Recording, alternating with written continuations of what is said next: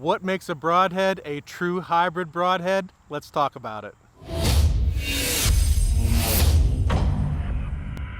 Okay, so in the industry we have this whole array of broadheads, from fixed to single bevel to mechanical to hybrid to who knows what else, and all of them have their benefits, their pluses and minuses, and all of them will kill deer, there's no doubt about it.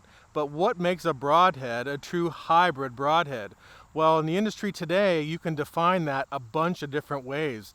And for me, I don't think it's worth arguing about any of them. Let's just talk about originally what a true hybrid's purpose was supposed to be, kind of talk about where we are now and what Afflictor is doing and has done to answer the call for a true hybrid. So as far as hybrids go, you can call a hybrid, by definition, a broadhead that has the best of both worlds, best flight characteristics of a mechanical, best fixed blade characteristics as far as penetration for a fixed blade. So what that has gone into in all these new hybrid broadheads is a combination of all of that in every different array. So you have broadheads being called hybrids that have a set of mechanical blades on them, but they also have a set of fixed blades on them, and the fixed blades are open and fixed.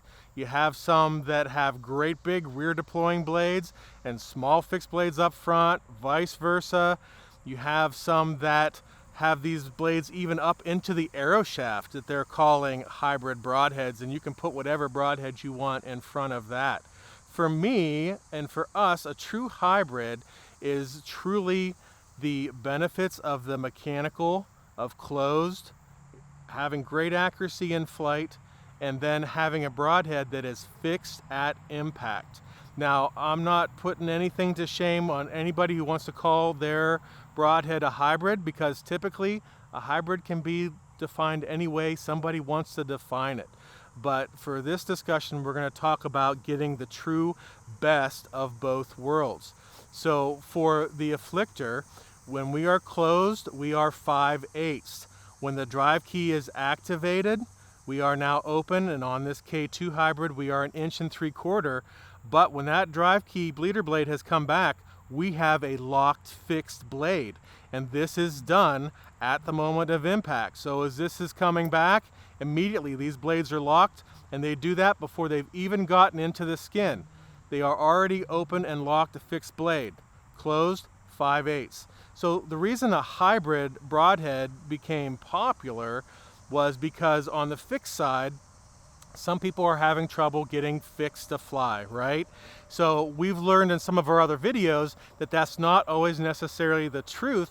It's not about the broadhead, it's about the setup, right? So if you have a good tuned bow, if you have an arrow that's tuned to your whole setup, you can pretty much put anything on it that you want, and it should fly good within reason. Now, the reason that mechanicals are still very popular is a lot of archers just simply aren't taking the time to have a well-tuned bow, a well-tuned arrow. They just want to go and shoot. And so they are looking for a broadhead that flies like their field tip, because that offers the least resistance. It allows the fletching to do its job, everything comes in line, and you have some accuracy. I think it's more important to make sure that your bow is tuned and that you have the proper arrow and the proper setup, so that everything you have on that end is perfect. And then what you put on this end of the arrow, you now have a wider array of choices.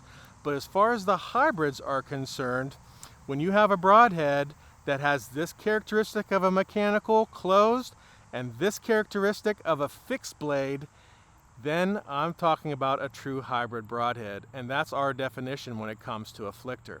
So let's go ahead and take a shot with this, and we'll get an idea. We put some paper up in front of our target so you can see how it is fully deployed, open, and locked at impact.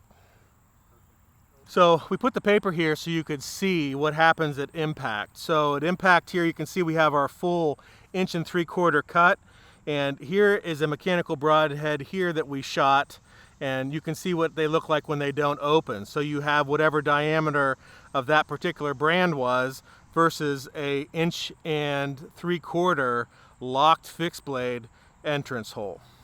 So this is the pass-through on the other side of the target, and you can see that this broadhead, I'm going to turn it just a little bit so it's better for the camera, but you can see our blades are wide open and they are fixed. I can't close these blades until I would physically move this drive key forward and back into position. You can see from this nice fixed lock position on pass-through how well this would have done on a whitetail or another game animal, and then I can't bring those blades back down until I physically pull these bleeders or drive key back forward.